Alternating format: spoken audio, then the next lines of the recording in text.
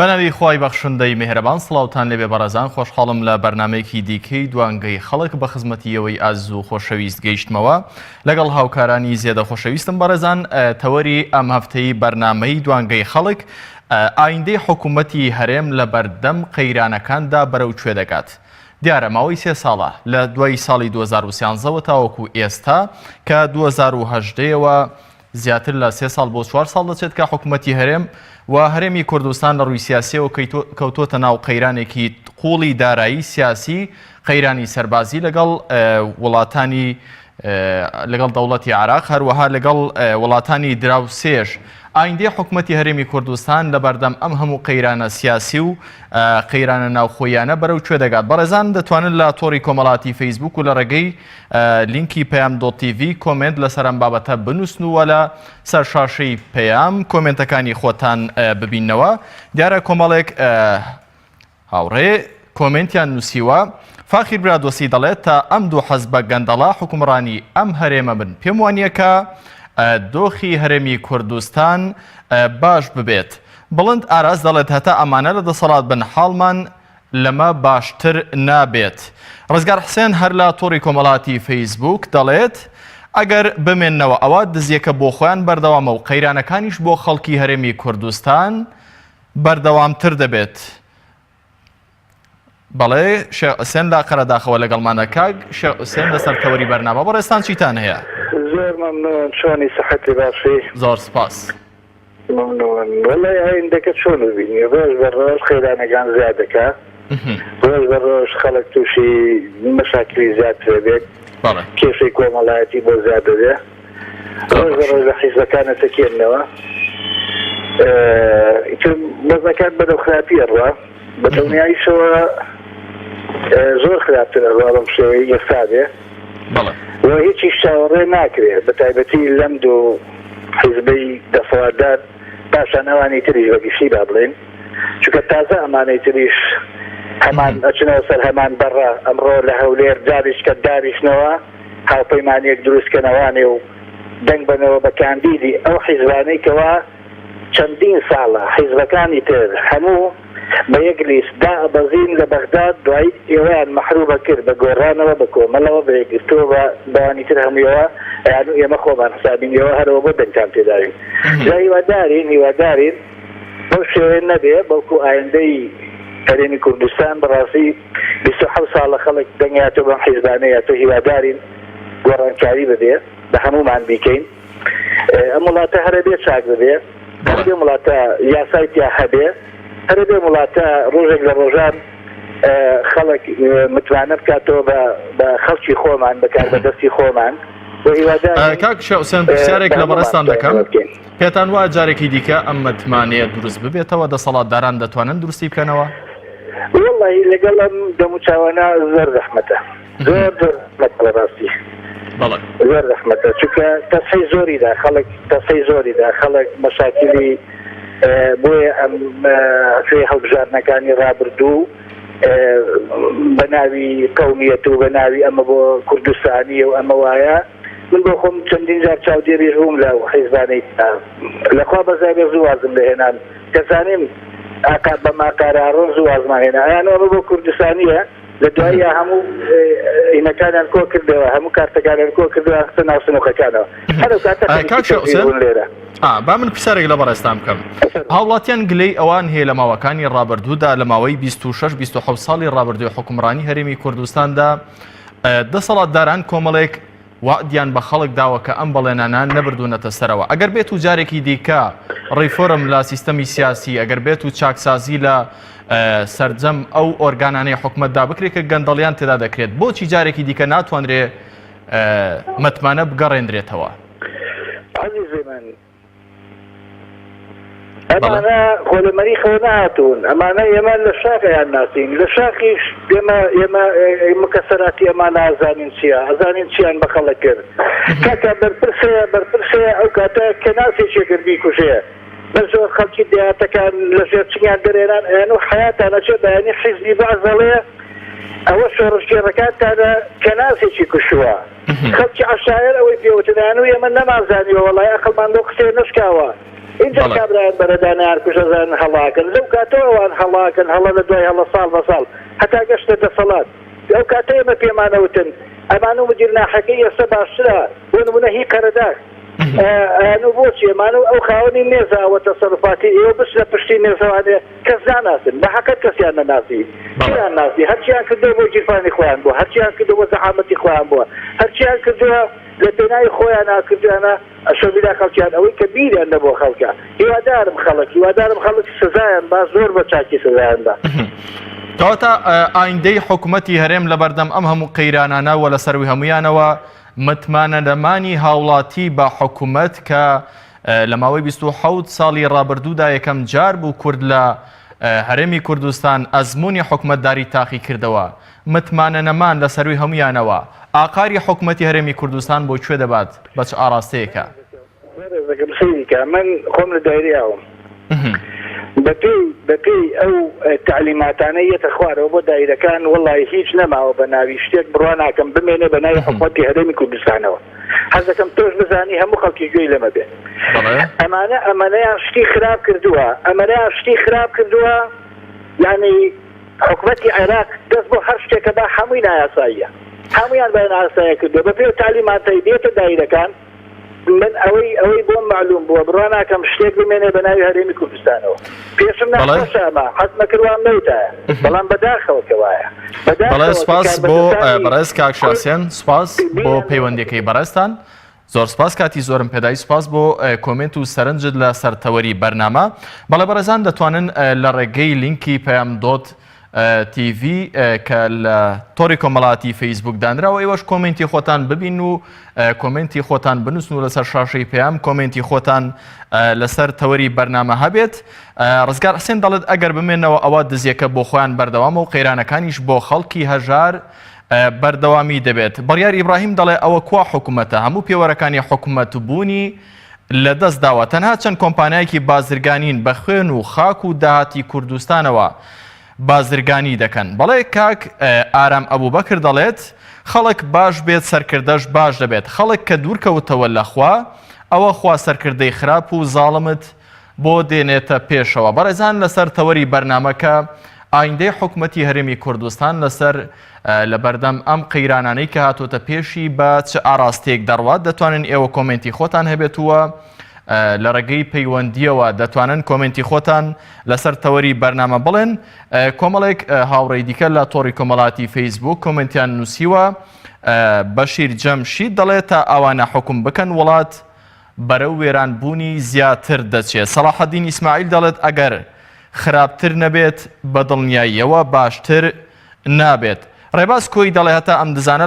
لە دەسەڵات بن بەرەو خراپتر دەڕوات ئاکۆ ئەسعەد هەر لە تۆڕی کۆمەڵاتی فەیسبوک دەڵێت من هیچی وایەک نابینم لە داهاتوودا مەگەر کەسانێکی دیکە حکومڕانی هەرێمی کوردستان بکەن بەڕێزان لە ماوەکانی ڕابردوودا هەرێمی کوردستان لە ماوەی 26-27 ساڵی ڕابردوودا حکومڕانیەکی خۆماڵی خۆبەڕێوەبەری لە باکووری عێراق کە هەرێمی کوردستانی ئێستا دەکات کردووە لە ماوەی ئەم حکومڕانیەدا حکومڕانی کوردی حکومڕانی خۆماڵی کوردی ڕوبەڕووی کۆمەڵێک ئاڕەخنا لەلایەن تاکەکانی هەرێمی کوردستانەوە بۆتەوە لەسەروی هەمویانەوە کە ئێستا دوای 27 ساڵ باسی گەندەڵیە لە جومگەکانی حکوومەتی هەرێمی کوردستاندا سەرەڕای ئەوەی کە هەرێمی کوردستان ڕیفراندۆمێکی بۆ سەربەخۆی ئەنجامدا ئەوەندەی دیکە لەم قەیرانی گەندەڵیەدا حکوومەتی هەرێمی کوردستان و هەرێمی کوردستان ڕوبەڕووی کۆمەڵە قەیرانی دیکەی سیاسی بووە لەگەڵ جیرانەکانی بەتایبەت لەگەڵ عێراق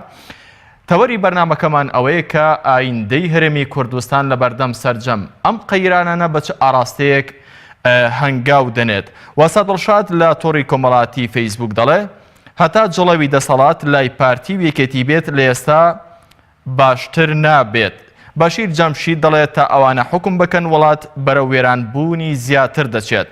ڕێباز کۆی دەڵێ هەتا ئەم دزانە لە دەسەڵات بن بەرەو خراپتر دەڕوات. ئاکۆ ئەسعەد هەر لە تۆڕی کۆمەڵاتی فەیسبووک کۆمنتی لەسەر تەوەری بەرنامە نووسیوە و دەڵێت من هیچی وایەک نابین لە داهاتوو مەگەر کەسانێکی دیکە بێنە سەر حکمی هەرێمی کوردستان وڵات بەڕێوە ببەن. بنیامین تەختەقی دەڵێ باسی کام قەیران دەکەی؟ ئەوەی کە دروستکراوی خۆیانە. بەڵێ بنیامین تەختەقی پێی وایە کە سەرجەم ئەم قەیرانانەیەکی ئێستا هەرێمی کوردستان تێکەوتووە. ئەمانە لە حەقیقەتدا قەیران نین بەڵکو سیاسیەکان خۆیان دروستیان کردووە و کۆمنتەکەی ئەو باس لەوە دەکات دەڵێ باسی کام قەیران دەکەی ئەوە دروستکراوی خۆیانە. ئامانج هەورامی دەڵێت بە ناچاری دەبێت پەنابەریتە بەر بەغدا و بە هەموو مەرجەکانی بەغدا ڕازی بی. بەڕێزان کاک ئەحمەد لە سلێمانیەوە لەگەڵمانە. کاک ئەحمەد فەرموو. بەڵێ کاک ئەحمەد. هەموو کاتێکت باش. کاک ئەحمەد فەرموو لە ڕێگەی تەلەفۆنەکەەوە ئەگەر کۆمنتی خۆت لەسەر تەوەری بەرنامە بڵیت. وەڵی تەوەری بەرنامە بەتەمای ئەمانە نەبین باش. بۆچی کاک ئەحمەد؟ کاگەمە تەجروبەمان کرد 27 ساڵە ئەمانەی ژیان زیاد بەسەر بەتەمای چی کرد؟ چی لەمان ناکرد؟ پێتان وانییە کە دۆخی هەرێمی کوردستان بەدەستی ئەمانە جارێکی دیکە بە ئاقارێکی باشدا بڕوات؟ وەڵڵانە وەڵڵا بەتەمانین بەدەستی ئەمانە جاریکە دۆخی هەرێم بە ئاقارێکی باشدا بڕوات. بۆچی بەم شێوەیە بێهیوا بوون کاک ئەحمەد؟ ئەزانی چۆن بیوایی لەوەیە یاڵێ مشتێ نمونەی خەرمانێکە یعنی 27 ساڵێ ئیسپادێکمان لەمان نەگرت بەتەمای چی کرد؟ کەواتە بەڕای بەڕێستان ئایندەی حکوومەتی هەرێم و ئایندەی حکمی خۆماڵی حکومڕانی ئەزمونکراوی تاقیکراوەی ماوەی 27 ساڵی ڕابردووی هەرێمی کوردستان بە چ ئاقارێک دەڕوات ئەگەر بێتۆم قەیرانانە بەم شێوەیە بەردەوام بن؟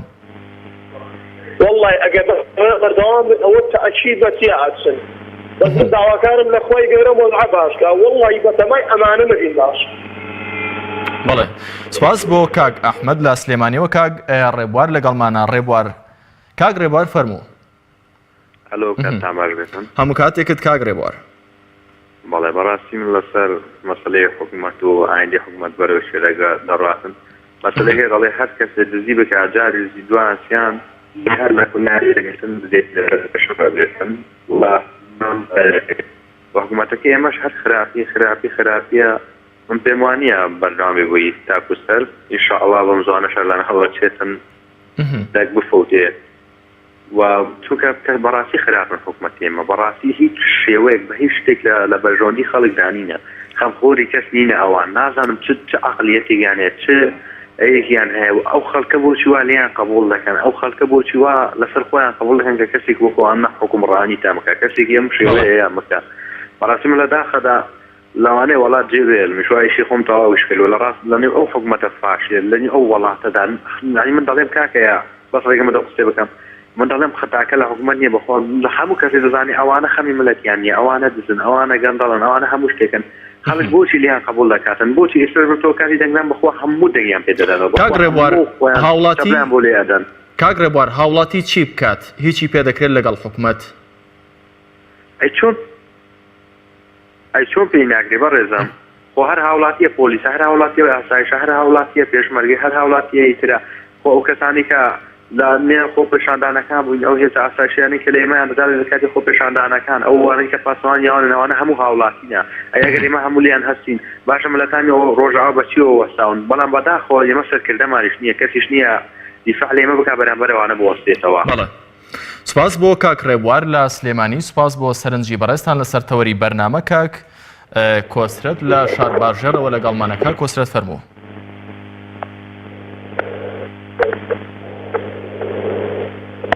بەڵێ کاتان باش. هەموو کاتێکت کاک کۆسرەت فەرموو. وڵی بەڕێز من لەگەڵمان بەڕێزمان دەدەوە هیچ پێشمێنێکم نییە. بۆچی؟ چونکە هیچ خۆخۆرێکمان نەماوە لەگەڵمان دەدات. بەڵێ پێتان وایە بەم شێوەیە ئایندەی حکوومەتی هەرێم و حکومڕانی هەرێمی کوردستان بەرەو چ ئاقارێک دەڕوات وەکو هاوڵاتیەک؟ وڵی بەڕێزم زۆر خراپی دەڕات چاکی دەخراتەوە. بەڵێ پێتان وایە بەرەو کوێ دەڕوات چی لێ دێت بەرەو خراپتر؟ پێتان وایە کە ئایندەی حکوومەتی هەرێم بەرەو نەمان بڕوات؟ وڵی بەڕێزم ئەم حکوومەتی ئێستا من دەڵم باشتێکە حکوومەتی خەڵکێکە بێ حکوومەتانێکیکە خراپی دەبێت چاکی نابێت. بەڵێ کاک کۆسرد لە شارباژێرەوە سوپاس بۆ سەرنجی بەڕێستان. خۆشەویستانم دەتوانن لە ڕێگەی تۆڕی کۆمەڵاتی فەیسبوک و لە ڕێگەی پەیام.تیڤ و کۆمنتی خۆتان لەسەر تەوەری بەرنامە بنووسن و لەسەر شاشەی پەیام کۆمنتی خۆتان ببینن. فاخیر برادۆسی لە تۆڕی کۆمەڵاتی فەیسبوک دەڵێت ئەم دوو حەزب بە گەندەڵا حکومڕانی ئەم هەرێمە بن پێم وانیە کە دۆخی هەرێمی کوردستان بەرەو باشی بڕوات. بڵند ئاراز دەڵێ هەتا ئەمانە لە دەسەڵات بن حاڵمان لەمە باشتر نابێ وە چارەسەرکردنی ئەم دۆخە ئەستەمە. کاک بیلارمان لەگەڵە. کاک بیلار فەرموو. بەڵێ کاک میران لە هەولێرەوە. کاک میران فەرموو. السلام عليكم باش عليك السلام ورحمة الله. سوات دەکەم وڵا بە نسبەت قەیرانەکان ئەخە خۆی قەیرانی و قەیران نییە بەعام برین تەندروستیە پەروەردەیە نەفتە کارەبایە ئاوە ئەم لەگەڕێکم هەفتەیەک سەعات ئاوم دێ مانجیە 4 سەعات ئاوم دێگە مۆلی دەبێ سەعاتێکی لێ خودکە 3 سەعات ئاوتی لە قەرەبووی کەسگەزە. بەڕاستی قەیرانەکان بە کەسی دەستپاک داوێت پاک ئەمین دەکرێت. ئێستاش لە خۆی بە زیادی سەرکردەکانمان دەست پیس داوێت پیس نە ئامان یعنی وەرە قسە بکەی لە ناو دەوت دەدایێت زیکە نا یان ناو دەوت یان تلیاکە لۆ ناو سیارەکە دادەنێ دەرێ ئەوە ئیشی تلیاک و مادەی بۆی هۆشی دەکە ینی لە قیمەی حکوومەتەکان لەو پەڕی قیمەی گەردەوێت کە ئەمن وەکو پێشمەرگێ وەڵا ئەمن احتیمالی لەنا وەزارەت ناو ئەم شارەزای وەزارەتەکەی خۆمانن کابرا عەمیدە عەمید لیوایە لیوا خیندەواری نییە شەهادەی نییە بەس لە بۆ سوتەمەنی دەرەزەیەکە لە بۆ دزینی سوتەمەنی دەرەزەیەکە لە بۆ دزینی تەقەمەنی دەرەزەیەکە لە بۆ نەسیریە دەرەزەیەکە لە بۆ بندیوار دەرەزەیەکە بەڕاستی قەیرانەکان لە بنی پێ هەتا تۆقی سەرێتی نەخۆشیەکی ژێرپەنجەیە دەبی لە ناخەوە دەریبینی ئەو نەخۆشیە ئەگەر دەرینەینی بەڕاستی کۆمەلگامی بەخۆی چەند کەسێکی کەمی پیسی داوێت پیسی دەست پیسن ئەو کارە دەکەن. بەوای هەندێک کەس حاشا بەوای هەندێک نازانم نەفز نزم و چرکاوخۆر گونە حەتەیان برێت سەلاخۆر چرکاوخۆری پیس ئەو کارانە ئەنجام دەدەن. هیوادارین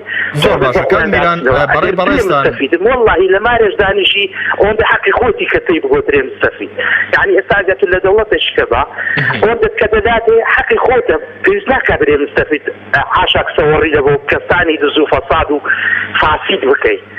هیوادارم وڵاتەکەمان خۆش ببێت لەگە ئەو دەنگدانە هیوادارم بگۆڕێت جاوەکە بەیەک جاری بگۆڕێ ئیشەڵا خۆش دەبێ و ئیشەڵا ئاڵای عێراق من وەکو پێشمەرگەیە ئاڵای عێراق لەسەر هەموو بارەگاکانی کوردستان و هەولێر و سلێمانی و دهۆچیش دەکەشێتەوە. من ژیانم دەوێت دەوڵەتم ناوێت کاکە.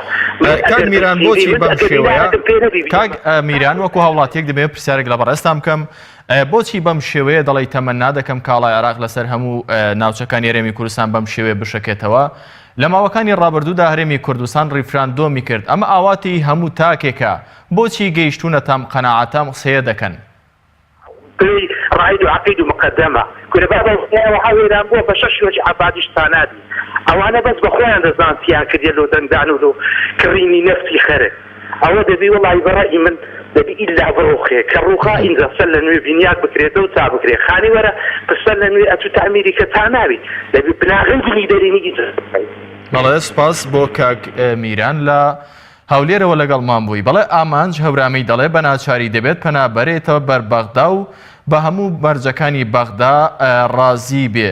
مەریەم خان دەڵێت هەتا میلەت بێدەنگ بێ حاڵمان لەوە باشتر نابێت. گەیلان بێدار دەڵێت تا ئێوارە قسە بکەین حاڵی میلەت هەر بەم شێوەیە دەبێت. هەروەها ڕۆستەم عوسمان دەڵێت تا خەڵکانی دەروێش بن حزبی دز و بازرگان حکومڕانی هەرێم بکەن حاڵمان لەمەی کە ئێستا هەیە باشتر نابێ. بەڕێزان تەوەری بەرنامەکەمان ئایندەی حکوومەتی هەرێم لە بەردەم ئەم قەیرانانەی کە ڕوبەڕووی حکوومەتی هەرێم و حکومڕانی هەرێمی کوردستان بوونەتەوە ئایندەی هەرێم بەرەو کوێ دەگات، بەرەو چ ئاخارێک دەڕوات. دەتوانن لە ڕێگەی تۆڕی کۆمەڵاتی فەیسبوک و لە ڕێگەی لینکی پەیام.تیڤیەوە کۆمنتی خۆتان بڵێن. کاک جیهاد لە شێخانەوە لەگەڵمانە. کاک جیهاد فەرموو لەسەر تەوەری بەرنامە بەڕێستان چیتان؟ بەڵێ سپاس فەرموو. عزیزی بەئایندا مەبدەل حکومەت هەرێما کوردستان دەبێتە خولی سەری خودی وەکیلە ماناوە بەئایندا نزیک بوو خودی وەکیلە نل بابینا خودی یەک دەنگینە بتەبا حەزبا مەدرێت ئەفسەر و چاوە بڕۆخین نەمینن ئەمریان نەمینێت گەل ئەم حکومڕانیەی کە بەسەری ئەم هەوڵاتیانی هەرێمی کوردستان ئینایتەوە ئێستا گەنچە ڕوپەنە گیفانی دانەما ئێنتزار گیفانی دانەما کە بچێت سەرەکە چێ بکات کە بچێت نانێک بخۆت کە بچێت گەل هاوڕێیەکانی خۆی بچێتە پیاسەیەک بچێتە دوکانێک سیکێک بازاری بکات بە قورئان بەو خۆی کە ئێمە و تۆ هەمومان داناین دەنگدان ئەوان نزیک دەبێت بە قورئان دەنگ بەچی هیچ حەزبێک نەبێت نە پارتی نە یەکەتی نە گۆڕان نە کۆمەڵ هەمویان شریکن هەمویان بزن هەمویان لە کوردستانە شریکی یەکتن و بیرەکانی نفتیان هەموو دەستیان لەسەر گرتایبەت حەزبەکان سەرنجڕاکێشترین حەزبەکانی کە کوردستان و جیهان پێکەرسامە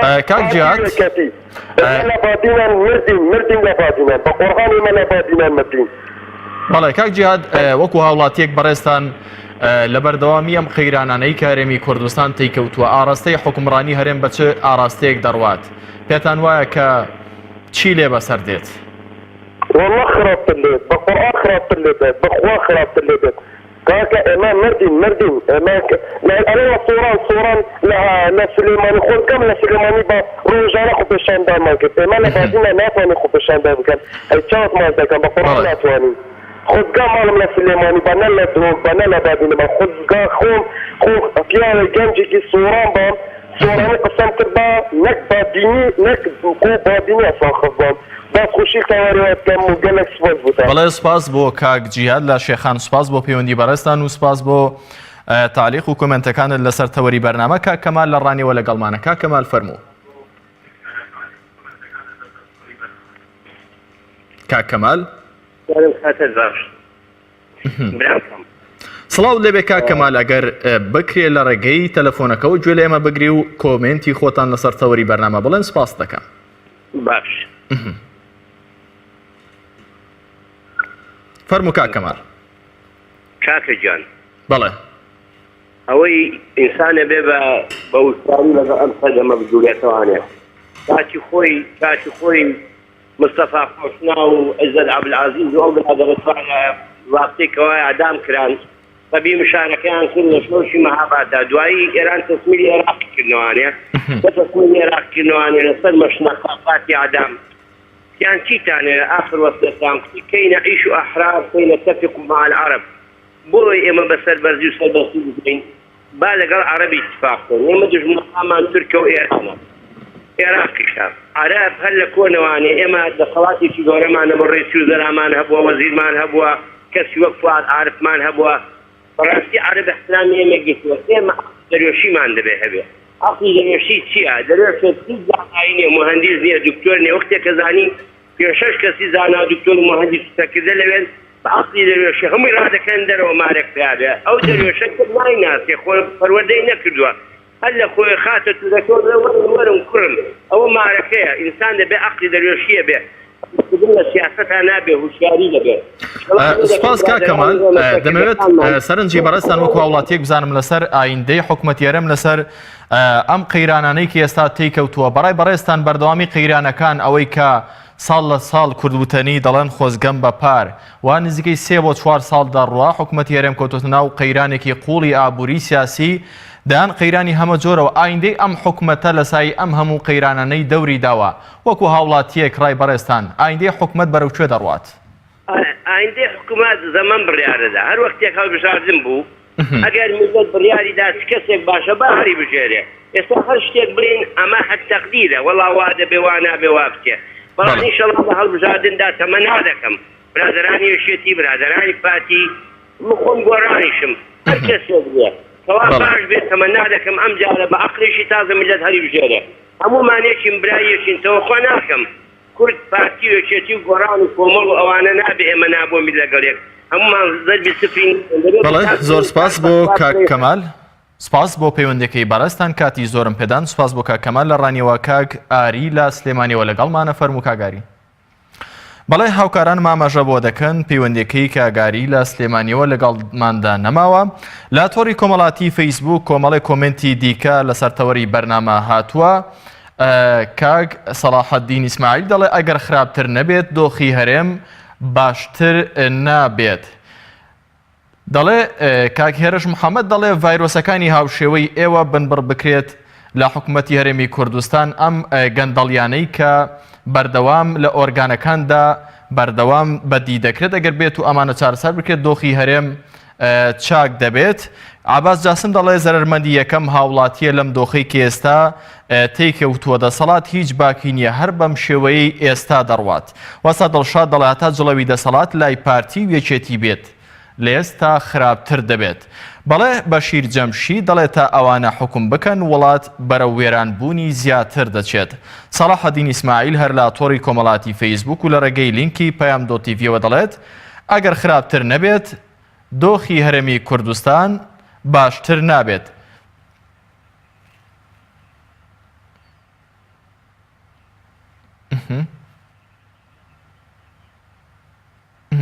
کاکادی لە شەقڵاوە لەگەڵمانە. کاکادی فەرموو.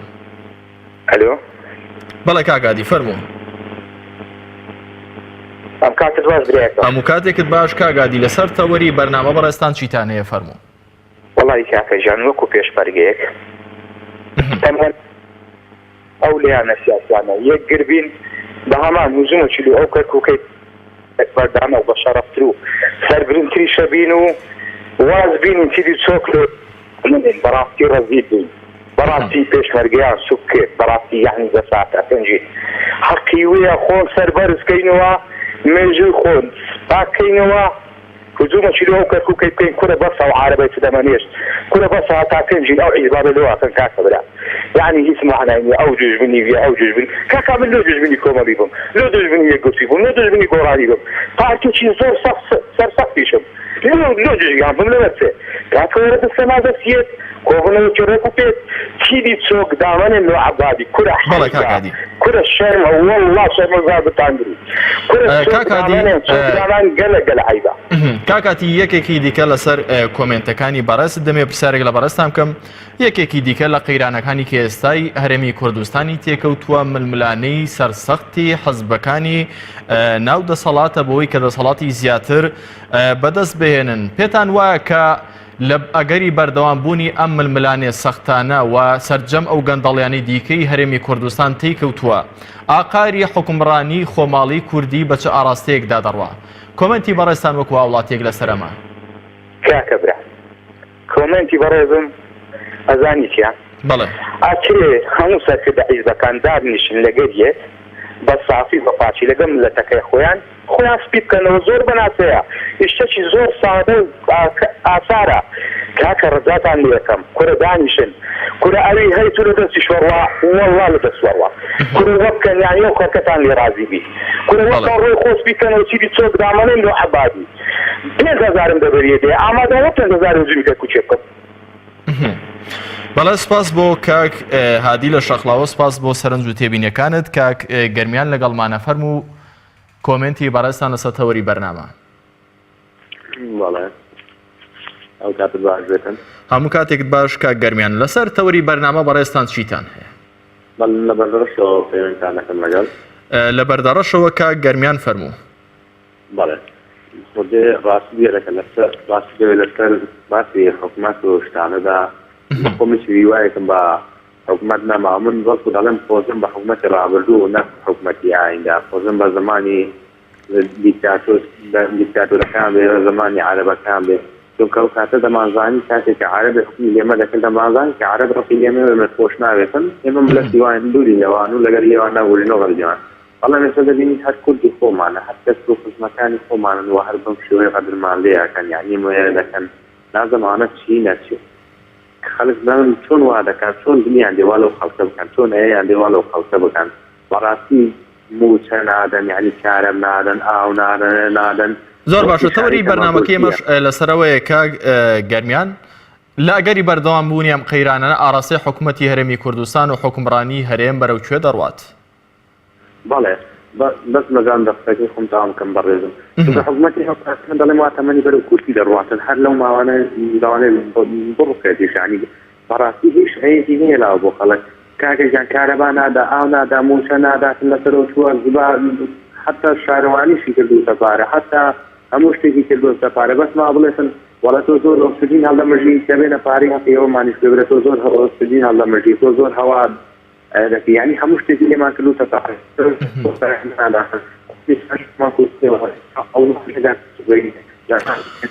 بەڵێ سپاس بۆ کۆسیان بکە پێتەن جوانە مەرج من سپاس بۆ کاکادی لە شەقڵاوە سپاس بۆ سەرنج و تێبینیەکانی بەڕێستان کاک عەبدوڕەحمان لە عەربەتەوە لەگەڵمانە کاک عەبدوڕەحمان لەسەر تەوەری بەرنامە بەڕێستان چیتان هەیە پێتان وایە کە ئایندەی حکومڕانی هەرێم بە چ ئاراستەیەک دەڕوات لە سای ئەم قەیرانانەی کە یەخەی حکومڕانی هەرێمی گرتووە؟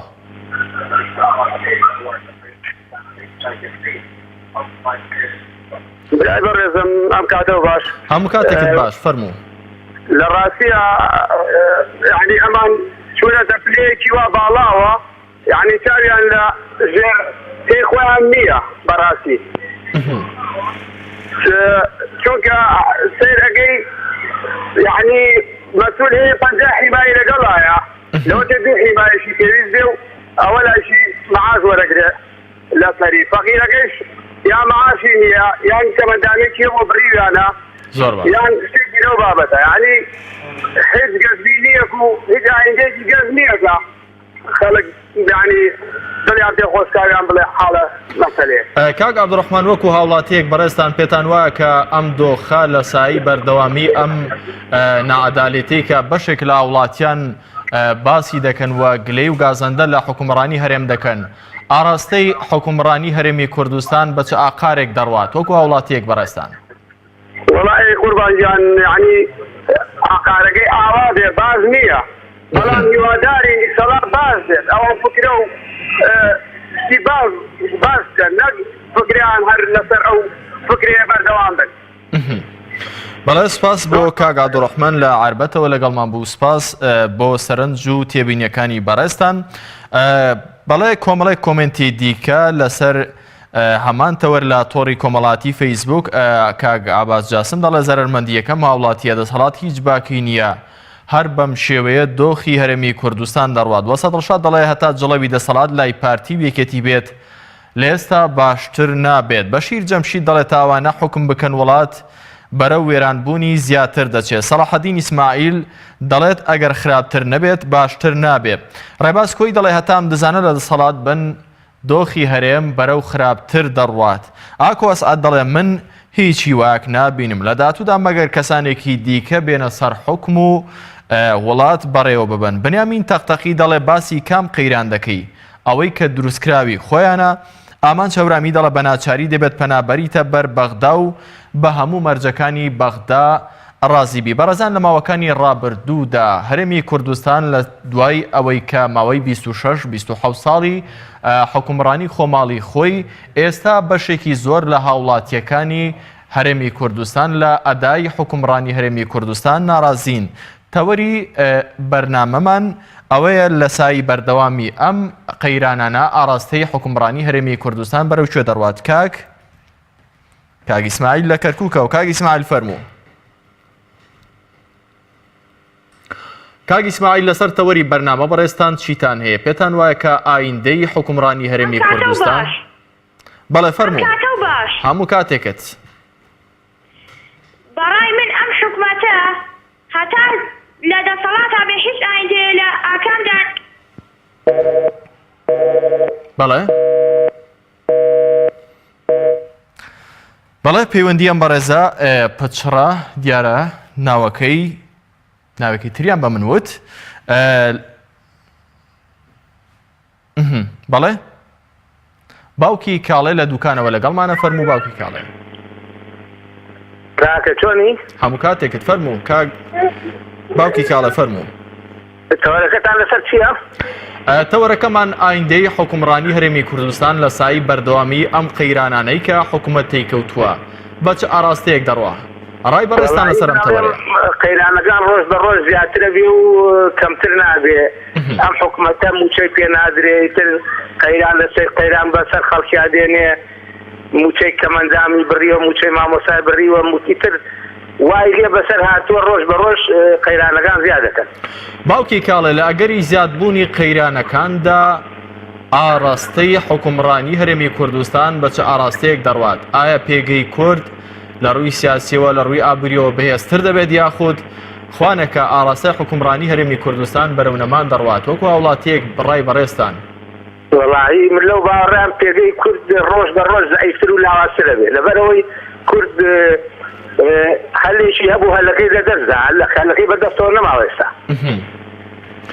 پێتان وا لە ئێستادا چی بکرێت؟ حکومڕانان دەسەڵاتداران وەکو وڵاتیەک کۆمنتت چییە بۆیان؟ ئەم قەیرانان لە کۆتایی پێبێنێ. کۆمنتت چییە بۆیان بۆی کە ئەم حکومڕانی کە ماوە ئەم دەسەڵات و ئەم حکوومەتەی کە ئێستا ماوە بەرەو گەشەی زیاتر ببرێت و هاوڵاتی لە ژێریدا بحەسێتەوە نەوەک زیاتر بەرە وێرانەی زیاتر بڕۆین وەکو وڵاتیەک بەڕێستە؟ باشترین چارەسەر ئەوەیە کە لەگەڵ حکوومەتی ناوەندا ڕێ بکەوێت بۆ ئەوەی ئەم قەیرانە لە کۆتایی پێبێ و قەیرانی دارایی و ئابووری لە هەرێمی کوردستان لە کۆتایی پێبێ و چارەسەر ببێ و خەڵکیش بۆ بژێتەوە تۆتێ. بەڵێ سواس بۆ باوکی کاڵێ لە دوکانەوە سواس بۆ سەرنج و تێبینیەکانی بەڕێستان. کۆمەڵێک هاوڕێی دیکە لە تۆڕی کۆمەڵاتی فەیسبوک و لە ڕێگەی لینکی پێم دۆت تیڤیەوە کۆمنتیان نووسیوە ئاکۆس ئەت دەڵێ من هیچ هیوایەک نبینم لە داهاتوودا مەگەر کەسانێکی دیکە بێنە سەر حکم و وڵات بەڕێوە ببەن. بەڵێ سۆران ڕەحیم دەڵێ ئاهاتا بێ بەرەو داڕمان و لە ناوچوونی زیاتر دەچێت. مەسعود حەسەن دەڵێت لەوە خراپتر چی دیکە هەیە؟ بەڵێ کارزان سابر دەڵێت داهاتووی هەرێم نادیارە لە سای ئەم قەیرانانەی کە ئێستا بەرۆکی گرتووە. بنیامین تەختەقی دەڵێ باسی کام قەیران دەکەی ئەوەی کە دروستکراوی دەستی خۆیانە. ئەحمەد بندیانی دەڵێت چاک دەبێ ئینشاءڵڵا. ئیتر ئەمە کۆمنتی کاک ئەحمەدە و بەم شێوەیە لەسەر تەوەری بەرنامە تعلیقی هەیە. بەڕێزان لە ماوەکانی ڕابردوودا هەرێمی کوردستان کۆمەڵێک تووشی کۆمەڵێک قەیرانی گەندەڵی قەیرانی سیاسی قەیرانی ئابووری دارایی بووتەوە. لاگەری بەردەوامی ئەم قەیرانانەدا ئاراستەی حکوومەتی هەرێم و ئاراستەی حکومڕانی هەرێم بەگشتی بەرەو چه ئاراستێک دەڕوات ئەمە تەوەری بەرنامەی دوانگەی خەڵکە. دەتوانن لەسەر تەوەری بەرنامە تعلیقی خۆتان هەبێت؟ باوکی کاڵێ لە ڕانیەوە بەڵە فەرموو. السلام علیکم. عەلەیکە السلام وەرەحمەتوڵڵا. باوکی کاڵە فەرموو. باشی براشی نەکەم. زۆر سپاس. والله برام هەتا ئەوانە لەسەر حکم بن ئەوە قەت عاڵی میلەت لەوەی چاکرد نابێت لەبەرەوەی کە ئەوانە تەنها وەتەن فرۆش و وڵات فرۆش و نیشتمان فرۆش و میلەت فرۆش و خاک فرۆشن. ئەگەر حکومەتێک ڕۆژی 1 ملیۆن بەرمیلەوتی بەڕێکا بەڵام وەکو هاوڵاتی ساڵی 1 بەرمیلەوتی بەمەڵەوە نەبینی ئومێدەچم بە حکومەتە بێت هیچ ئومێدێکمان پێ نەماوە.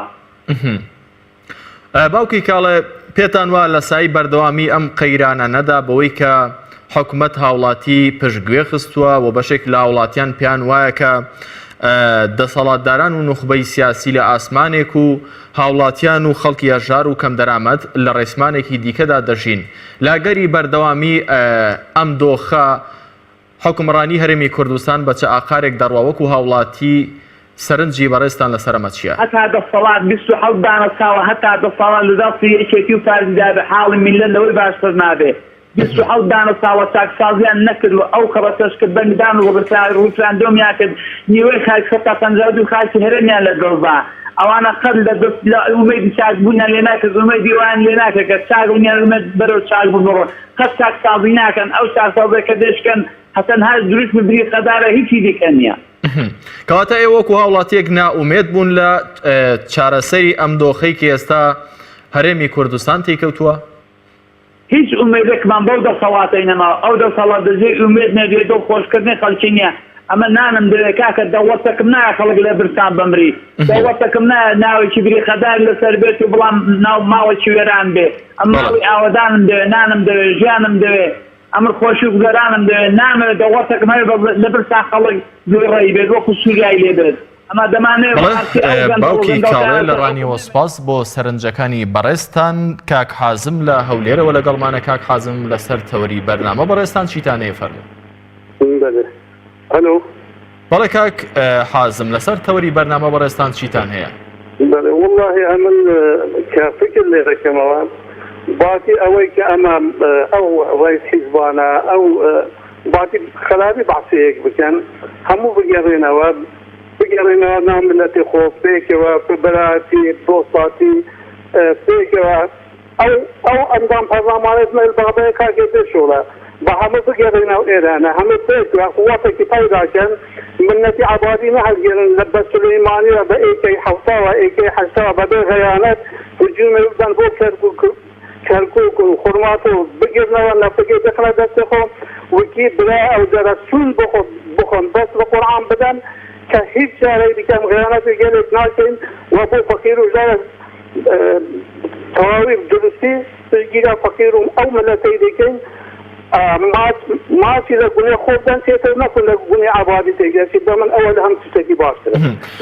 کاک حازم وەکو هاوڵاتیەک بەڕێستان لە هەرێمی کوردستان دەژین لە هەولێر دەژین قەیرانەکان هەموو پارێزگاکانی هەرێمی کوردستانی گرتووەتەوە لاگەری بەردەوامبوونی ئەم قەیرانانەی کە هەرێمی کوردستانی تەنیوە کە هاوڵاتی فەقیر ئیش و کار و کاسبی نەماوە تاوەکو بیکات لاگەری بەردەوامبوونی ئەم قەیرانانەدا ئاراستەی یاخود ئایندەی حکوومەتی هەرێمی کوردستان بەڕێستان وەکو هاوڵاتیەک چۆن دەیبینن؟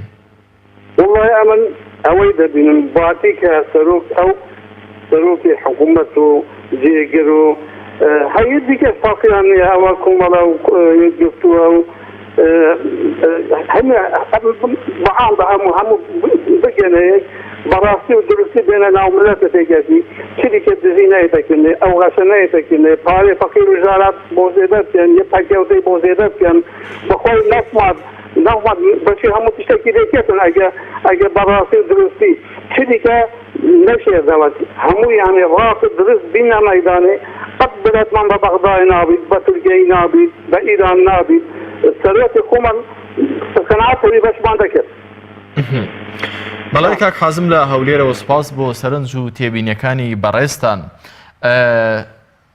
جولیا قەڵازەیی دەڵێ حکوومەتێک نەزانێت یەک شت دروست بکات چۆن دەتوانێت سیستەمێکی تەندروستی حکومڕانی دروست بکات.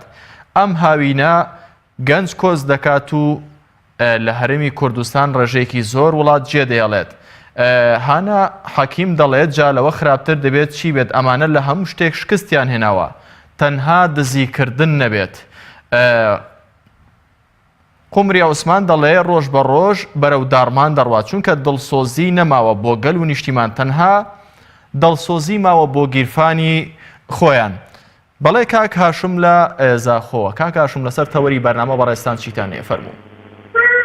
وڵا قەیران هەیە بەس بۆ فەقیرە ما قەیرانکەێکی بۆ وەزیری و محافظی و دەسەڵاتی هەیە بەس بۆ فەقیر هەیە. کاک هاشم لاگەری بەردەوامبوونی ئەم قەیرانانە بەڕێستان ئایندەی حکوومەتی هەرێم و حکومڕانی هەرێم چۆن دەبینن؟ وڵا خراپتر بێت. چۆن خراپتر دەبێت؟ سەرنجی بەڕێستان لەسەر ئەمە ئایا ئایندەی حکومڕانی هەرێمی کوردستان بەرەو چ ئاقارێک دەڕوات؟ چندی وێ بەتر بچێت خراپترە. بەڵێ سپاس بەتر بچێت خراپترە. هەندی ئابادان خراپترە. لە ئابەسار حکمی نامینن هەتا قەیران چاوک بێت. بەڵێ سپاس بۆ کاک هاشم سپاس بۆ سەرنجی بەڕێستان. کاک جەلال لە دوهۆکەوە لەگەڵمانە. کاک جەلال فەرموو.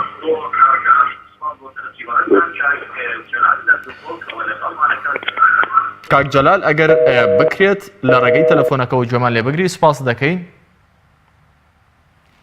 بەڵێ دیارە پەیوەندەکەی کاک جەلال لە دهۆکەوە لەگەڵمان نەماوە. کۆمەڵێک هاوڕێی دیکە لە تۆڕی کۆمەڵاتی فەیسبوک کۆمەڵێک هاوڵاتی کۆمنتیان نووسیوە لەسەر تەوەری بەرنامە بڵند ئاراز دەڵێ هەتامانە لە دەسەڵات بن حاڵمان لەمە باشتر نابێوە باشترین چارەسەر دەرکردنی ئەم شەخۆرانەیە لە وڵاتدا. ڕزگار حسێن دەڵێ ئەگەر بمێننەوە ئەوە دزیەکە بۆ خۆیان بەردەوامە وا قەیرانەکانیش بۆ هاوڵاتی هەژار.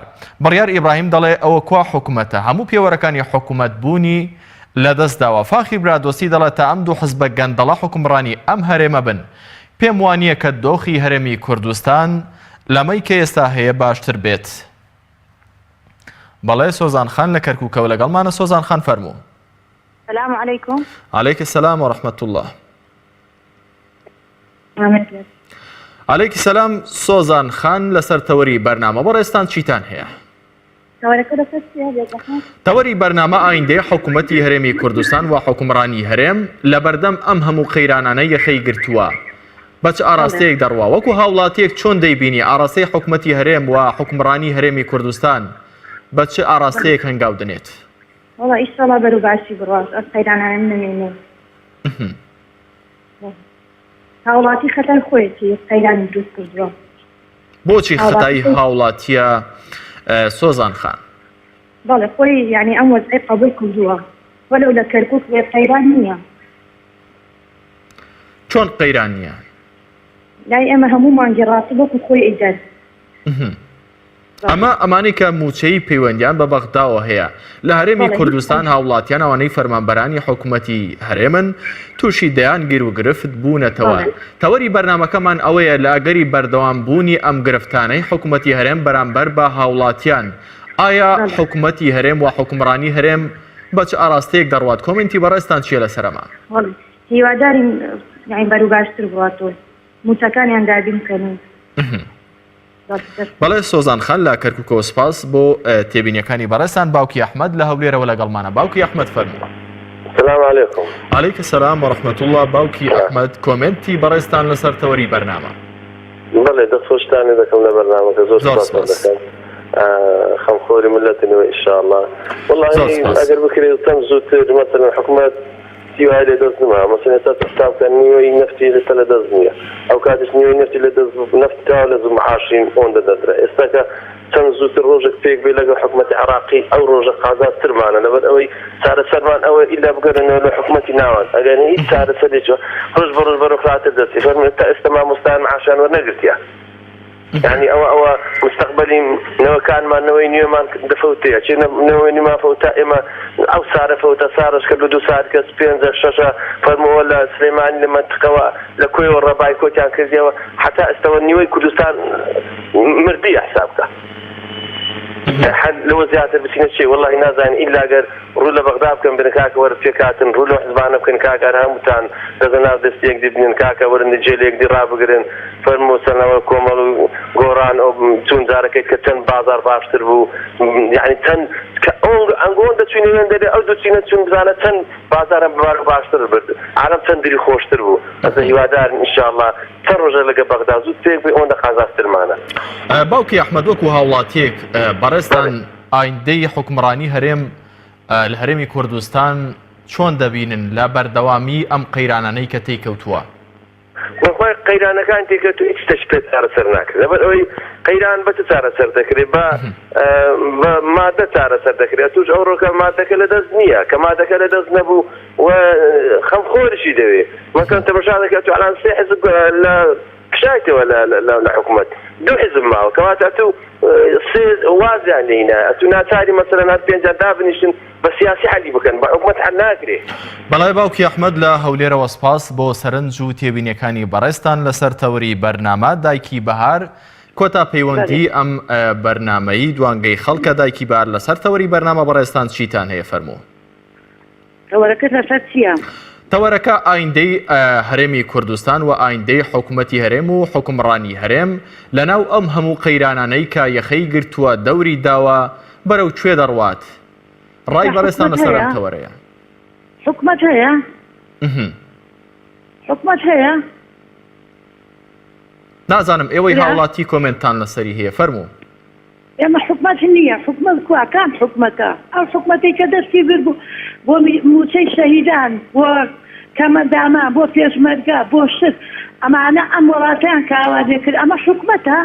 نه ئەمە چەتەن ئەمە دزن ئەمە گەندەڵن ئەمە گوناحە پیام لێ حکوومەت وەڵا گوناحە ئێوە لێ حکوومەتی نامانە لەلای ئێمە حکوومەت نیست.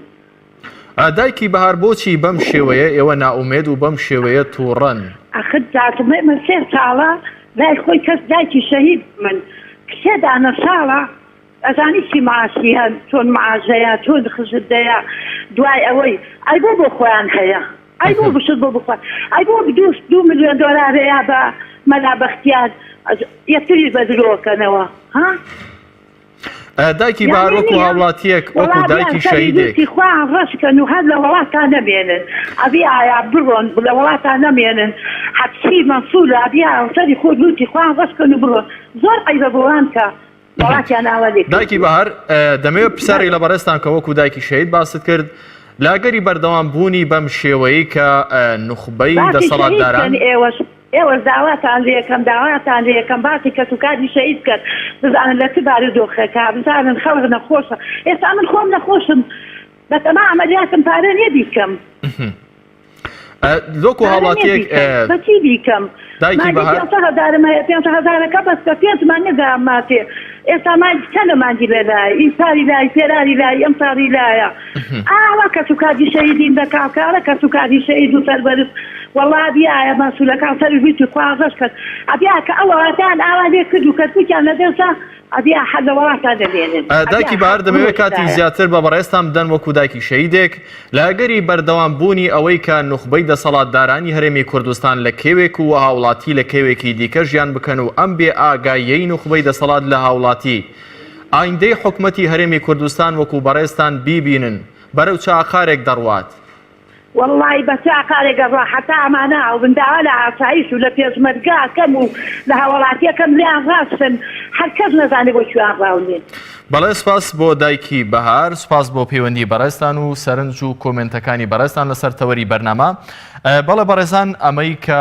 بینیتان وە گوێبیستی بوون ڕاو سەرنجی کۆمەڵێک هاوڵاتی هەرێمی کوردستان بوو لەسەر ئایندەی حکوومەتی هەرێم و ئایندەی حکومڕانی هەرێم لە بەردەم قەیرانەکان کە بەشێکی زۆریان پیانوا بوو لاگەری بەردەوام بوونی هەرێمی کوردستان لەناو ئەم گێژاوی قەیرانانەی کە تێیکەوتووە ئایندەی هەرێمی کوردستان بە ئاخارێکی باشدا ناڕاتوە کۆمەڵێک لە وڵاتیان پێیان باش بوو کە پەیوەندیەکانی هەرێمی کوردستان لەگەڵ بەغدا باش بکرێتەوە و ژیانیان دەوێت و چی دیکە بەرگەی ئەم کێشە و بەرگەی ئەم ناڕەحەتی ناگرن کە ماوەی چەند ساڵە هەرێمی کوردستان تێکەوتووە و بەشێکی زۆریش لە وڵاتیان پێیان وابوو کە هۆکارەکەی دووبەرەکی و ناکۆکی لانە سیاسەکانە بەم جۆرە کۆتاییم هێنا بە ماڵقەی بەرنامەی دوانگەی خەڵک تا بە گەیشتنەوە لە ئەڵقەیەکی دیکە هەموو لاکتان بەخوای میهرەبان دەسپێرم خواتان